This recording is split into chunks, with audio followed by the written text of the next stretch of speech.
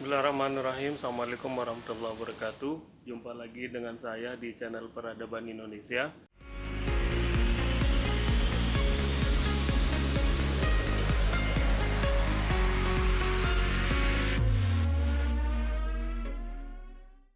Kali ini saya akan membawakan tema tentang kajian orientalisme. Ini merupakan kajian yang dapat dikatakan sebagai kajian favorit ya, atau kajian yang dinanti-nantikan oleh dunia akademisi maupun kaum terpelajar. Kenapa? Karena memang ini kajian walaupun secara hitungan tahun mulai populer itu semenjak dicetuskan oleh seorang ilmuwan, atau lebih tepatnya lagi adalah seorang sarjana dari Palestina yang pernah menimba ilmu, yang pernah belajar di Amerika Serikat. Nah, ia menulis bukunya yang kemudian menjadi kajian monumental, yaitu Orientalisme, bernama Edward Said. Nah, Edward Said ini memang dikenal sebagai seorang sarjana yang kritis terhadap kajian-kajian yang sifatnya ketimuran dan kebaratan. Lalu kemudian ia menuliskannya dalam sebuah buku yang di kemudian hari banyak sekali diperbincangkan, banyak sekali diteliti, dan juga seringkali juga dikritisi. Nah, sebelum melangkah lebih jauh tentang kajian orientalisme ini, secara bahasa mungkin secara linguistik, Orient itu artinya timur ya. Jadi kajian orientalisme adalah kajian yang dilakukan oleh kaum barat, sarjana barat, ilmuwan-ilmuwan barat, bagaimana tentang keadaan, kondisi, lingkungan, budaya, termasuk bahasa, sastra, bahkan juga politik ya, termasuk juga mungkin militer dan sebagainya, yang terjadi di dunia timur. Nah, lalu kemudian dikenal dan lazim disebut dengan kajian ketimuran ya, atau dengan bahasa aslinya itu Orientalism atau Orientalisme. Nah, sebelum melangkah lebih jauh, saya ingin mengilustrasikan ya, bahwasanya dunia barat dan dunia timur itu memang ada beberapa yang memang membedakan antara keduanya, terutama mungkin bagi Anda yang sudah pernah menetap di dunia barat ataupun dia berasal dari dunia timur, kemudian entah itu urusan pekerjaan atau studi atau penelitian atau tugas ya, kemudian ke barat, punya nuansa yang berbeda. Mana nuansa suasana ya, kemudian kultur budaya yang terdapat di dunia barat, dan mana juga yang memang berasal dari dunia timur. Atau sebaliknya ya, setelah sekian lama studi belajar atau tugas bekerja di dunia barat, di masyarakat Eropa atau Amerika sana, lalu kembali ke negerinya yang berada di timur, aromanya pasti berbeda. Apakah itu aroma makanan ya, kemudian adat istiadat masyarakatnya, kemudian lingkungannya, apalagi kalau dikaitkan dengan keseharian ya, apa itu agamanya, keyakinannya, pola berpikirnya, ideologinya, memang berbeda. Nah, yang menjadi satu hal perlu kita pertanyakan adalah apakah memang benar kajian orientalisme yang diangkat oleh Edward Said ini benar-benar terwakili, bahwasanya ia mengangkat tema orientalisme itu benar-benar merepresentasikan sebagai suatu kajian ketimuran. Nah, saya sempat mempertanyakan karena ternyata kalau dibaca, Anda yang pernah mengkaji atau yang mungkin suka dalam kajian ini, apa yang diangkat itu ternyata dapat dikatakan itu spesifik ya, spesifik dalam arti yang banyak diulas, yang banyak dikaji, kemudian yang banyak diteliti itu timur bagian tengah ya, atau timur tengah ya, atau masyarakat yang ada di dunia Arab. Ya mungkin ini cukup beralasan karena Edward Said itu sendiri berasal dari negeri Arab. Lalu kemudian yang jadi sempat saya mempertanyakan kembali juga adalah kajian-kajian yang diangkat oleh Edward Said ini juga mengetengahkan bagaimana orientalisme itu yang diposisikan sebagai timur berhadapan dengan barat, ya, atau barat berhadapan dengan timur vis a vis, itu memiliki kecenderungan bahaya-bahaya ideologi-ideologi seperti ideologi yang dibawa oleh Israel, ya, Zionisme. Kemudian dikaitkan juga bagaimana penjajahan yang terjadi di Timur Tengah pada masa itu yang memang sedang hangat-hangatnya. Tetapi tidak menutup kemungkinan, ya, secara jujur di sini juga Edward Said mengangkat bagaimana kiprahnya bangsa Eropa, ya, dalam hal ini adalah Prancis dan Inggris. Nah, Prancis dan Inggris, lalu kemudian sebelumnya itu dari negara seperti Spanyol dan Portugis, ya, yang mengawali masa-masa penjelajahan ke dunia timur, kemudian dilanjutkan oleh Prancis dan Inggris hingga mencapai masa keemasannya.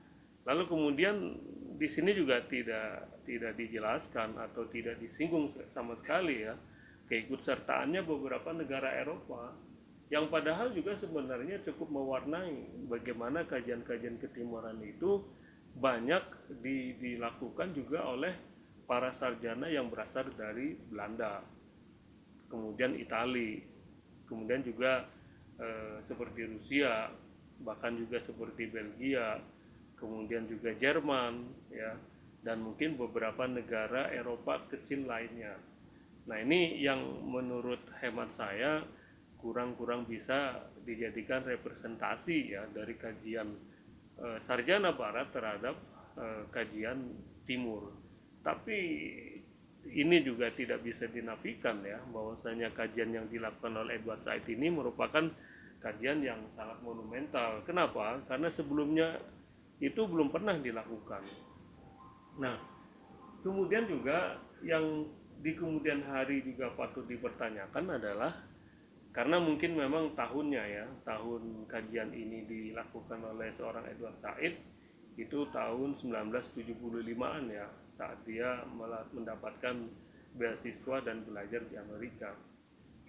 Kenapa saya katakan demikian? Karena memang dalam perkembangan berikutnya ternyata masa-masa negara-negara barat itu tidak hanya didominasi oleh bangsa-bangsa Eropa, ya, yang menjelajah ke dunia timur lalu kemudian mengadakan kolonialisme, ya, kemudian penjajahan, eksploitasi kekayaan alam, kemudian juga kekayaan budaya dan sebagainya. Lalu kemudian kan ternyata dilanjutkan juga oleh beberapa negara maju yang menyusul, ya, yang awal itu Spanyol, Portugis, kemudian Perancis dan Inggris, diikuti juga dengan Belanda, sebagian kecil itu Italia, ya, kemudian juga Rusia, Belgia, kemudian Jerman. Nah, di tahun-tahun belakangan terakhir kan setelah Perang Dunia Kedua muncul juga kekuatan-kekuatan baru yang dapat dikatakan sebagai kaum penjelajah yang memang menjelajahi dunia timur, ya, terus sebutlah nama seperti Amerika Serikat, ya, kemudian juga Jepang, kemudian juga Rusia. Namun di sini tidak dikaji secara luas oleh Edward Said. Nah, itu yang juga sempat menjadi pertanyaan besar saya, ya. Lalu kemudian satu hal lagi yang mungkin oleh masyarakat Indonesia terutamanya, ya masyarakat Belanda itu sendiri, ya, kan sebagai salah satu negara Eropa yang sempat lama, ya, menjelajah, melakukan imperialisme itu, kolonialisasi, baik itu di wilayah Nusantara, ya, kemudian Suriname, bahkan juga mungkin sebelumnya di Afrika Selatan, di beberapa kepulauan-kepulauan yang ada di bagian Afrika maupun Asia. Nah, ini nyaris terlewati dari kajian-kajian seorang Edward Said ini, kan sangat disayangkan, ya. Padahal beberapa tokoh-tokoh ya, seperti yang mungkin akan saya contohkan nanti itu ya seperti ini kan, Snog Hurgronje. Saya tidak hafal atau tidak tahu persis bagaimana pronunciation-nya itu, cara bacanya, karena ini bahasa Belanda ya. Kalau mengikut tata bahasa Jerman ya, huruf dan bacaan akan dibaca sesuai dengan hurufnya, tapi tidak tahu kalau bahasa Belanda. Kalau bahasa Inggris ya lebih lebih unik lagi, apalagi bahasa Perancis kan. Nah, Snog Hurgronje ini merupakan salah satu orientalis yang cukup terkenal di Indonesia dan mungkin juga di sebagian belahan dunia lainnya. Baik, eh, nanti akan saya lanjutkan bagaimana kiprahnya kaum orientalis itu terhadap dunia, khususnya di dunia timur ya. Semenjak diangkatnya kajian orientalisme itu oleh seorang Edward Said, lalu sejauh mana pengaruh-pengaruhnya terhadap masyarakat dunia di kemudian hari. Tentang kajian orientalisme ini yang mungkin menjadi pintu masuk buat Anda semuanya, buat kalian yang ingin mempelajari tentang beberapa kajian-kajian yang dikenal dalam usaha memahami suatu budaya, ideologi, ya, perilaku, bahkan juga termasuk ekonomi, sosial, budaya, politik, dan sebagainya. Nah, pada awalnya memang seorang Edward Said itu sepertinya juga tidak menyadari ya bahwasanya kajian ini juga memang menjadi satu kajian yang menarik diteliti oleh kalangan-kalangan, tidak hanya oleh kaum terpelajar ataupun para sarjana yang mempelajari suatu budaya ya, tetapi juga oleh masyarakat umum. Nah, yang menjadi catatan di sini adalah kalau melihat dari kajian-kajiannya Edward Said ini, seakan-akan dia ingin menerjemahkan secara keseluruhan bahwasanya apa yang dilakukan oleh dunia barat pada saat itu ya, kurang lebih semenjak abad ke-16, 17, 18 ya, hingga abad ke-19 dan awal abad ke-20, itu sebagai satu usaha masyarakat barat atau dunia barat bahwasanya mereka itu adalah suatu peradaban yang disandarkan kepada peradaban lain. Pengertiannya adalah dia semakin yakin bahwasanya satu peradaban barat atau Eropa setelah kemudian dia itu mengetahui dan mempelajari bahwa di sebelah sana ada satu peradaban yang berbeda, yaitu peradaban timur. Nah, kita ketahui seperti misalnya di wilayah Nusantara, sebelum masuknya para penjelajah dari Eropa sana, ya sepanjang kepulauan-kepulauan yang berada di ujung Sumatera sana ya sampai ke ujung Papua sana, ya memang sudah berdiri kerajaan-kerajaan, kesultanan-kesultanan ya, kemudian pemerintahan-pemerintahan daerah dengan berbagai macam bentuknya itu sudah ada, dan mereka hidup dengan dengan peradabannya ya. Mereka melakukan perdagangan ekonomi dengan berbagai macam suku, dengan berbagai macam negeri ya, yang berasal dari Persia, Arab, Eropa, Gujarat, India ya, dan berbagai macam ras bangsa yang ada pada saat itu. Artinya apa? Dunia timur itu sendiri juga memiliki dunianya sendiri, ya kan? Bukan berarti dunia timur itu pada saat sebelum kaum penjelajah dari barat itu seperti wilayah yang tak bertuan ya, atau apalagi maaf ya, tidak memiliki budaya, tidak memiliki peradaban dan lain sebagainya. Salah besar ya kalau orang mengatakan seperti itu. Kenapa? Karena memang sejarahnya sudah membuktikan bahwa dunia timur pun sebelum kaum penjajah barat atau kolonialisme, imperialisme itu menyerbu mereka, ya sudah memiliki beberapa fase kerajaan, kesultanan, ya, memiliki peradaban, memiliki sistem perekonomian sendiri, tata kelola keuangan juga memiliki, ideologi pun juga mereka mempunyai, ya, dengan berbagai macam ciri khasnya. Oleh karena itu saya setuju ya apa yang dikatakan oleh Edward Said, bahwasanya usaha-usaha orientalisme yang dilakukan oleh masyarakat barat pada saat itu sebenarnya ingin mengokohkan diri, ya, ingin mengukuhkan diri bahwa bangsa barat memiliki sebuah peradaban. Nah, mereka menyadari setelah mereka menyandarkan pada peradaban-peradaban yang ada di dunia timur. Bahkan yang lebih celakanya lagi, kalau menurut perspektif saya, justru setelah mereka masuk ke dunia timur melakukan semacam ekspedisi-ekspedisi, ya, penelitian-penelitian, bahkan juga kajian-kajian dari naskah-naskah yang ada di dunia timur, kemudian juga mempelajari adat budaya peradaban dunia timur, justru mereka jadikan sebagai sandaran pijakan buat peradaban mereka. Contoh ya yang lebih nyata, kalau Anda pergi itu ke Prancis, Eropa sana, mereka akan lebih menemukan jati dirinya setelah mereka menjelajah ke Timur Tengah, seperti misalnya di wilayah Mesir, ya, Egypt, atau wilayah Afrika.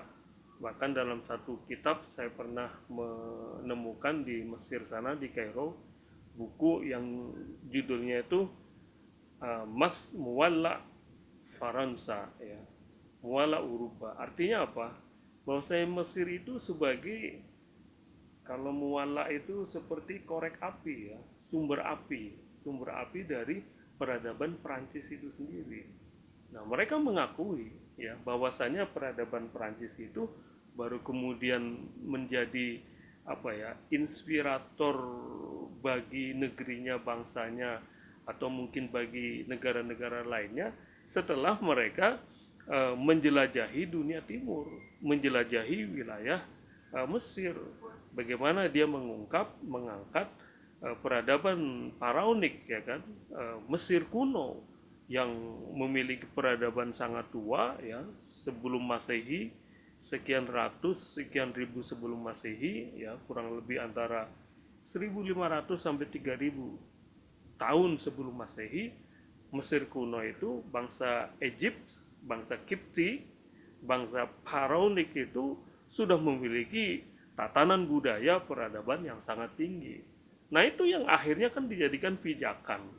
Bahkan kalau mau jujur, bisa jadi peradaban Eropa itu terinspirasi, ya, pola pikir masyarakat Eropa itu sekian puluh persennya mendapat inspirasi ya dari peradaban timur, ya. Walaupun kita juga mengakui lah kalau peradaban Eropa itu juga mendapatkan inspirasi dari filsafat Yunani kuno, kan seperti itu. Nah, tapi akan lebih jujur lagi kalau kita mengatakan inspirasi yang datang dari peradaban filsafat Yunani kuno juga lewat kebaikan dari dunia Islam, dunia Timur juga. Nah, siapakah yang menerjemahkan filsafat-filsafat Yunani kuno kalau bukan para ulama, para ilmuwan di zaman Bani Abbasiyah, di pertengahan Bani Umayyah, Baitul Hikmah yang didirikan oleh Khalifah Al-Ma'mun, ya kan? Nah, itulah yang menjadi sekali lagi bahwasanya peradaban Eropa itu tidak bisa berdiri dengan sendirinya. Anda akan lebih mengakui lagi, ya, kalau membaca sejarah lebih rinci lagi. Ya, contoh yang lebih real lagi, yang lebih nyata lagi. Bagaimana masyarakat Belanda? Oke, kita mengukur bagaimana sejujurnya kalau masyarakat Belanda itu sekarang memiliki peradaban atau memiliki negara yang dapat dikatakan sebagai negara yang sejahtera makmur, kalau bukan telah mengangkut rempah-rempah hasil bumi yang berasal dari Nusantara. Lebih dari 300 tahun lamanya. Bagaimana manuskrip-manuskrip lama, naskah-naskah budaya Jawa, wilayah-wilayah kepulauan yang ada di Nusantara, ya, yang akhirnya mereka angkut ke negeri Belanda sana. Anda tidak akan bisa menemukan satu contoh peradaban Jawa misalnya, babat tanah Jawa, babat Diponegoro, ataupun mungkin terakhir sekali kemarin kerisnya Diponegoro baru dikembalikan kan beberapa tahun yang lalu. Lalu bagaimana dengan peninggalan-peninggalan nenek moyang kita yang memiliki nilai budaya, memiliki nilai sejarah, memiliki nilai keilmuan, ya tidak akan bisa kita menemukan di perpustakaan nasional kita, ya baru mungkin sedikit sekali jumlahnya, tetapi kita akan bisa menemukan berbagai macam peninggalan, manuskrip-manuskrip, dan benda-benda yang bermutu, benda-benda yang sangat berkualitas, nilai cita rasa budaya seninya. Kalau kita pergi ke Leiden, kalau kita pergi ke perustakaan-perustakaan yang ada di Belanda, itu baru Belanda loh. Maka sangat wajar kalau misalnya dikatakan perpustakaan yang paling terlengkap di dunia mana, ya orang akan menunjuk itu berada di perpustakaan London yang ada di Inggris. Kenapa? Karena memang Inggris ya pada zamannya kurang lebih pada abad ke-16, 17, 18, 19 hingga abad ke-20, ya mungkin hampir seperempatnya kan wilayah dunia itu memang diduduki oleh kaum penjajah Inggris. Anda bisa bayangkan ya, kalau Anda pernah belajar studi di luar negeri, akan ketemu teman-teman mahasiswa yang berkulit hitam ya dari Afrika. Itu kalau tidak berbahasa Inggrisnya lancar ya Prancis. Hanya ada dua. Ya. Kenapa? Saat kita tanya, karena memang sekolahnya sendiri, masyarakatnya sehari-hari di sana sudah lama dilatih menggunakan bahasa kedua, bukan bahasa ibunya, yaitu bahasa kaum penjajah. Kalau nggak Inggris ya Prancis, ya. Jadi kalau kita mau memetakan lebih akurasi lagi, lebih akurat ya, Afrika itu hanya terbagi menjadi dua, yaitu wilayah Prancis dan wilayah Inggris. Ya hanya sebagian kecil ya yang diduduki, taruhlah misalnya seperti Italia, hanya di Libya kan. Kemudian Belgia hanya ada sedikit, Jerman juga seperti itu, hampir tidak ada. Tapi dua negara itu.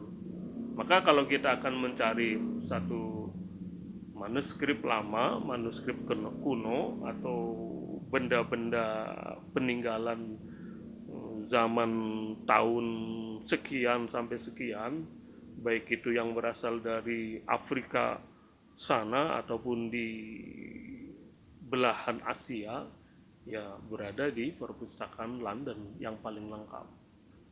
Nah itu salah satu bukti nyata ya bahwasanya pengaruh dari penjajahan orientalis, kolonialisme itu, kolonialisasi ya dan imperialisme itu, kalau menurut Edward Said di sini adalah ya salah satu produk dari orientalisme itu sendiri, atau bisa dibalik ya, salah satu produk dari imperialisme dan kolonialisme itu adalah orientalisme. Maka kalau baca di beberapa komik-komik lama ya, ataupun di buku-buku sejarah Eropa, itu sering kita temukan contoh misalnya seorang ahli biologi, seorang ahli yang meneliti bidang serangga, kupu-kupu ya, hal-hal yang sifatnya ilmiah sekali ya kan, yang memang mengetahui dan meneliti keanekaragaman kehidupan hayati di wilayah Jawa, suatu pulau di mana ya dialah seorang orientalisme. Namun jangan salah ya, bahwasanya mereka tidak hanya meneliti tentang hal ihwal serangga atau kupu-kupu saja, tetapi mereka juga punya misi, mereka punya visi, mereka punya tujuan akhir, mereka juga punya tujuan lain. Dan itu nanti yang akan saya kaji lebih lanjut ya, Kenapa wilayah-wilayah timur itu di kemudian hari akhirnya mereka kuasai. Yang tadi terakhir saya menyinggung tentang bagaimana ketokohan figur individu seorang orientalis yang memiliki kecenderungan ya di salah satu bidang misalnya, atau di 1, 2, 3 bidang keilmuan. Namun demikian mereka itu memiliki misi yang jauh ya, misi yang panjang, bagaimana mereka nanti di kemudian hari akan kembali lagi ya meneliti. Contoh misalnya bagaimana kejadiannya sebelum Timur Tengah, terutama di Saudi Arabia itu terungkap memiliki kandungan minyak yang sangat besar. Kita mungkin rata-rata tidak menyangka kalau itu adalah suatu keajaiban yang datang secara tiba-tiba ya, tetapi yang terjadi dan secara de facto bahwasanya mereka itu kaum orientalis ya, para sarjana dari barat sudah meneliti, sudah melakukan penelitian sudah sekian puluh tahun lamanya. Maka jangan heran kalau misalnya beberapa manuskrip atau naskah-naskah buku yang dia tulis itu begitu memberikan sumbangan yang sangat besar. Tetapi secara materi juga mereka memiliki misi. Bagaimana mereka itu akhirnya kemudian ingin menemukan satu cadangan energi untuk masa depan ya, seperti minyak bumi, gas dan lain sebagainya. Kemudian juga kandungan-kandungan yang ada di perut bumi seperti apa. Ya, salah satunya termasuk juga apa yang kemudian hari sekarang kita kenal di daerah Papua ya, daerah Sorong, yang namanya tambang emas kan. Nah, itu tidak juga menutup kemungkinan, dan memang begitu adanya fakta sejarahnya bahwa memang sekian puluh tahun yang lampau ya sudah ada ekspedisi-ekspedisi keilmuan yang memang mencari tahu ya kondisi apa yang terkandung dalam perut bumi suatu pulau ya, dan seterusnya dan seterusnya. Nah, lalu kemudian ada satu lagi yang cukup menarik buat saya ya, walaupun di buku Orientalisme ini Edward Said tidak membahasnya secara luas, yaitu salah satu bentuk perasaan ya, bentuk perasaan orang Eropa itu berbeda dengan bentuk yang dirasakan oleh kaum penjajah setelah Perang Dunia Kedua. Artinya begini ya, kalau dulu itu memang orientasi dari bangsa-bangsa Eropa, baik itu Perancis, Inggris, sebelumnya Portugis, Spanyol ya, kemudian hampir berbarengan dengan Perancis, Inggris itu Belanda, Italia, ya, Belgia dan lainnya, itu memang memiliki kepentingan tiga hal kan, gold, gospel dan glory. Ya, bagaimana mereka untuk mendapatkan kekayaan baik itu emas maupun rempah-rempah, kemudian juga bagaimana dia ingin mendapatkan suatu kemenangan ya, kejayaan, tetapi berbeda rasanya di zaman setelahnya. Ya, taruhlah seperti misalnya setelah Perang Dunia Kedua, bagaimana Amerika itu ingin menduduki atau ingin menguasai wilayah yang ada di semenanjung Korea. Bagaimana akhirnya kemudian juga Amerika ingin ikut campur dalam perseteruan di Vietnam ya, antara Vietnam Utara dan Selatan. Perang berkecamuk hampir 20 tahun, tetapi yang diperjuangkan adalah ideologi kan. Yang diperebutkan, yang disengketakan, yang ingin dimenangkan adalah ideologi. Bagaimana memenangkan ideologi kapitalis ya terhadap ideologi komunis. Jadi berbeda rasanya. Ya, Adapun dulu di abad ke-16, 17, 18, 19 dan seterusnya, yang mereka cari, yang mereka lakukan adalah benar-benar bagaimana menemukan kekayaan kan, membawa pulang rempah-rempah, hasil bumi dan lain sebagainya. Nah, ini memang titik perbedaannya.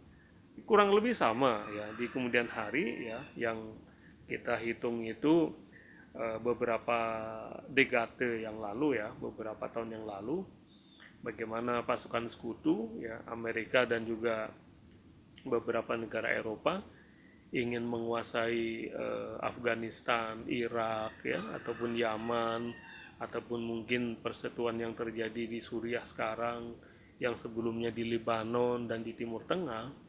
Ya, memang di samping ideologi juga memiliki tujuan ganda kan, politik ganda, yaitu kekayaan. Bagaimana untuk mengamankan cadangan minyak. Nah, ini lebih-lebih beragam lagi. Nah, lalu kemudian yang ingin saya jelaskan dan ingin saya sampaikan di sini juga adalah ada beberapa tokoh ya yang saya yakin lebih banyak dari yang ingin saya sebutkan di sini sebagai bentuk contoh nyata bahwa kaum orientalis atau para sarjana itu juga memiliki sumbangsih yang sangat besar. Mereka di kemudian hari juga memiliki peran bagi keberlangsungan keilmuan atau peradaban atau budaya, tidak hanya untuk mereka di dunia barat tapi juga untuk kita di dunia timur. Salah satunya misalnya yang ingin saya sampaikan di sini adalah kalau Anda mengkaji tentang politik Islam, ya hampir pasti akan dirujuk atau merujuk pada buku karangan Anthony Black ya. Yang ini saya dapat fotokopiannya karena nggak memiliki aslinya.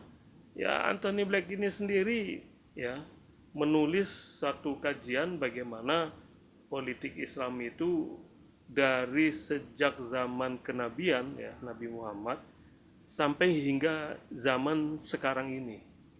Kita bisa membayangkan ya, apakah ada seorang sarjana muslim yang sanggup atau yang mau meneliti dari zaman kenabian sampai zaman sekarang.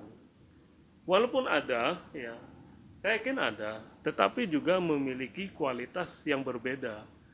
Arti kualitas yang berbeda di sini itu apa? Kacamata orang asing dengan kacamata kita sendiri pasti akan berbeda mendapatkan hasilnya. Contoh misalnya, kalau kita karena sudah menjadi seorang muslim merasa ya apa yang ada dalam diri ajaran Islam itu ya benar semuanya. Hampir tidak ada titik-titik kelemahan, hampir tidak ada titik kekurangan. Bahkan dikatakan ya hampir semuanya benar semuanya. Tetapi kalau misalnya orang asing, orang luar melihat diri, kebiasaan kita, adat istiadat kita, ideologi kita, mereka akan menulis secara jujur bahwasanya apa yang terjadi pada diri kita atau diri ajaran kita, ideologi kita, ya pastinya ada beberapa kelemahan. Nah, itu kan sebenarnya yang kita butuhkan, ya kan? Kita mempelajari ajaran kita bukan hanya menganggap itu semuanya benar adanya, walaupun memang kenyataannya benar, tetapi kalau kita mendapatkan satu perspektif lain, justru itu akan menambah wawasan, justru itu akan memperkokoh keyakinan kita. Nah, kalau menurut hemat saya, itulah gunanya kalau kita mempelajari buku-buku yang dikarang oleh kaum orientalis. Nah, sayangnya sampai saat ini saya melihat itu sebagian ilmuwan muslim kita atau sebagian ulama kita itu masih melihat sebelah mata ya, bahwa hasil tulisan-tulisan orang orientalis itu tidak perlu dijadikan rujukan utama atau referensi ya. Ya, kalau menurut hemat saya sih sah-sah saja untuk dijadikan minimal sebagai pembanding. ya. Karena perspektif mereka itu juga memiliki perspektif yang cukup jujur, ya. Kalaupun tidak jujur, kita juga akan dapat menilainya, ya. Contoh yang lain misalnya, saya tidak habis pikir ya kalau Anda belajar tentang kajian tasawuf itu tidak menemukan kalau tidak menemui tulisan-tulisannya Annie Mary Schimmel, ya. Annie Mary Schimmel, ya, kemudian William Chittick, ya. Ini sangat-sangat populer sekali. Dan anehnya yang dikaji itu adalah kajian tasawuf loh, ya. Hal yang sifatnya menyangkut kajian Islam tapi lebih spesifik lagi, ya, bukan yang sifatnya berada di atas permukaan, tetapi justru keilmuan-keilmuan yang ada dalam Islam yang sudah berada di jantung, ya, di bagian-bagian yang mendalam sekali. Nah, itu juga memiliki beberapa kaum sarjana barat yang memiliki expert, ya, keahlian yang sangat luar biasa. Ya, silakan Anda ketik saja Annie Mary Schimmel misalnya di Google, pasti akan muncul, ya, sekian puluh atau mungkin sekian ratus tulisan beliau, bahkan karangan-karangan, ya, yang pernah ditulis oleh para ulama-ulama klasik dulu, ya, ulama-ulama besar dalam kajian sufistik, ya, itu beliau sangat menguasai. Saya tidak habis pikir itu bisa terjadi, ya. Demikian juga dengan tokoh-tokoh yang lain, ya. Contoh misalnya di Indonesia, kalau Anda tidak tidak mengenal seorang Clifford Geertz, ya, kita masih mempertanyakan keilmuan Anda tentang kebudayaan Indonesia, ya, karena ini juga seorang orientalis juga, ya, dalam artian mereka seorang asing, ya, seorang barat, tetapi benar-benar mempelajari sekian tahun lamanya, ya, tentang dunia abangan, santri, priai dalam masyarakat Jawa, ya. Kalau kita kembalikan kepada ilmuwan-ilmuwan kita atau budayawan kita, belum tentu sedalam dia menguasai bidang tentang masyarakat abangan yang ada di Jawa, kaum santri, priai. Nah, ini kan akan lebih unik lagi, ya. Dan masih banyak lagi, ya, yang ingin saya contohkan, ya, Marcel Boizat, ya, dan ada juga beberapa yang memang akhirnya menjadi mualaf, ya, seorang kebangsaan Perancis itu, tokoh sosialis itu sampai akhirnya masuk Islam, ya, dan juga beberapa orang-orang orientalis juga yang memang akhirnya terbuka wawasannya dan mengakui kebenaran Islam karena mereka mengkaji tentang kajian Islam. Nah, ini menjadi satu bukti nyata, ya. Saya tidak mengada-ngada dan saya tidak juga ingin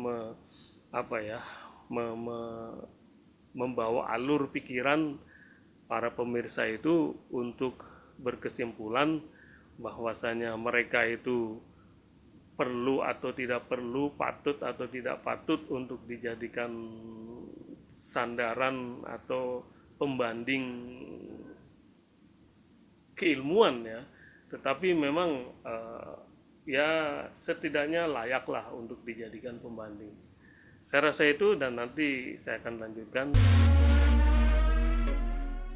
pada sesi terakhir dalam kajian orientalisme ini, yaitu sebuah sesi akhir, ya, sesi penutup yang saya ingin berusaha untuk menggarisbawahi bahwa kajian orientalisme ini, walaupun memang umurnya kurang lebih hampir 50 tahun, ya, kalau dihitung dari semenjak dicetuskannya oleh seorang Edward Said pada tahun 1975-an itu, juga kita katakan, ya, tidak terlalu tua dan juga tidak terlalu muda sebuah kajian yang disebut dengan kajian orientalisme ini. Namun demikian, saya melihatnya itu justru bukan dalam hal kurang lebih setengah abad ini kajian itu dipelajari oleh para kaum sarjana, tetapi saya melihatnya itu adalah bahwa masa orientalisme itu memang pernah terjadi, lalu kemudian sekarang itu fasenya itu berbeda, walaupun ada persamaannya tapi juga ada perbedaannya. Artinya begini ya, sesuai dengan zamannya lah.